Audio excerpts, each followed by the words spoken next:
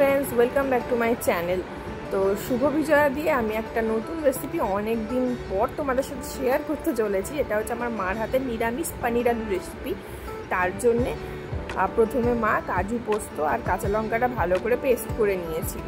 পনিরগুলো টুকরো টুকরো করে কেটে তার সাথে নুন হলুদ আর কাশ্মীরি রেড মির্চ ভালো করে মিশিয়ে নিয়েছিল। আর মাকে খানিকটা দেখিয়েও নিয়েছিলাম, মা লজ্জা পাচ্ছিল। আর এটা ছিল অষ্টমীর দিন করা রেসিপি, কারণ অষ্টমীর দিন নিরামিষ খেতে হয়। তোমরা যারা বাঙালি আমার ব্লগটা দেখো তারা নিশ্চয়ই জানো। আর তারপরে কড়াইতে কিছুটা সাদা তেল নিয়েছিলাম আর তাতে একটু ফ্যাট ফ্রি বাটার দিয়েছিলাম। তোমরা চাইলে বাটারটা অ্যাভয়েড করতে পারো, আমি দিয়েছিলাম এটা।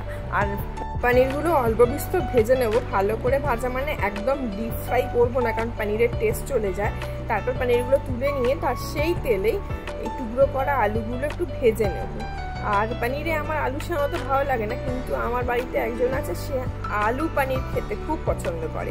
এই রেসিপিটা যে কোনো নিরামিষের দিন তোমরা কিন্তু করতে পারো। পরে মিক্সির বাটি ধোয়া জলটা তাতে হলুদ গুঁড়ো, কাশ্মীরি রেড মির্চ পাউডার এবং জিরে গুঁড়ো দিয়ে ভালো করে গুলে রেখে দেবো। এটাই কিন্তু মেন ইনগ্রিডিয়েন্টস। আর একটা মেন যদিও আছে, আর এই রেসিপিটা কিন্তু যে কোনো পুজোতে ভোগ হিসাবেও ব্যবহার করা যায়। ও কাঁচা লঙ্কা পেস্টও এতে দিয়ে দেবো। আর মা এখানে না টমেটো পিউরিটা করতে ভুলে গেছিলো, তাই টমেটো গ্রেট করে নিচ্ছে। গ্রেট করলেও পিউরির মতোই লাগে। আর এখানে দেখো আমার আলুগুলো লাল লাল করে ভাজা হয়ে গেছে। তারপরে সেই তেলে একটু তেল দিয়ে একে একে তেজপাতা, এলাচ, দারচিনি এবং লবঙ্গ দিয়ে ফোড়ন দিয়ে নেবো। একটু ভাজা ভাজা হয়ে এলে তাতে ক্যাপসিকাম কুচিগুলো দিয়ে নেবো। এই রেসিপিটা কিন্তু সত্যি খুব টেস্টি খেতে হয়েছিল। তোমরা প্লিজ একবার বাড়িতে অবশ্যই ট্রাই করে আমাকে জানিও কিন্তু। আর এই যে টমেটো পিউরিটা আমার তৈরি করে রেখেছিল এটা দিয়ে দেবে। এবার একটু ভালো করে নাড়িয়ে চাড়িয়ে নেবো, যতক্ষণ না পর্যন্ত টমেটোর এই কাঁচা গন্ধটা চলে যায় ততক্ষণ একটু নাড়িয়ে চাড়িয়ে নিতে হবে। তারপর পরিমাণ মতো নুন দিয়ে নেবো। আর তারপর আবার একটু নাড়িয়ে চাড়িয়ে নেবো। দেখো একটু তেল ছেড়ে আসছে সুন্দর। তারপরে পরিমাণ মতো আদা বাটা দেবো।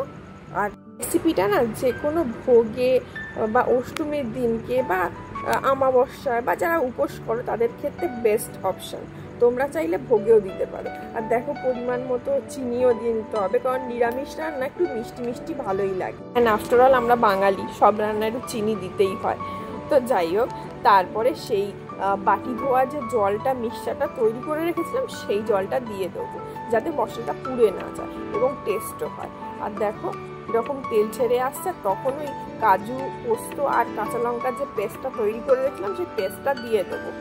আর অল্প করে করে একটু করে করে জল দিতে হবে, পুরো জল দেওয়া যাবে না, কারণ মশলাটা যাতে পুড়েও না যায় এবং টেস্টটা যাতে ব্যালেন্স থাকে তার জন্য অল্প করে করে জল দেবো। আর তারপরে ভেজে থাকা আলু আর পনিরগুলো এতে দিয়ে দেবো, ভালো করে মিশিয়ে নেবো। আর তারপর ঈষদ উষ্ণ গরম জল এতে দিয়ে নেবো। ব্যাস, আমার রান্না কিন্তু একদম কমপ্লিট।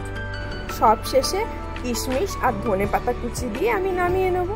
তোমরা চাইলে কাজুও দিতে পারো, আবার ধনেপাতা কুচিটা অ্যাভয়েডও করতে পারো, অনেকে ধনেপাতার গন্ধ পছন্দ করে না। আর দেখো আমার রান্নাটা কিন্তু একদম কমপ্লিট এবং খুব টেম্পটিং দেখতেও হয়েছে। তোমরা কীভাবে পনির করো সেই রেসিপি আমার সাথে প্লিজ শেয়ার করো। And if you like my video please do like, comment, share, subscribe to my channel and hit the bell icon to get more notification and uploads. Thank you.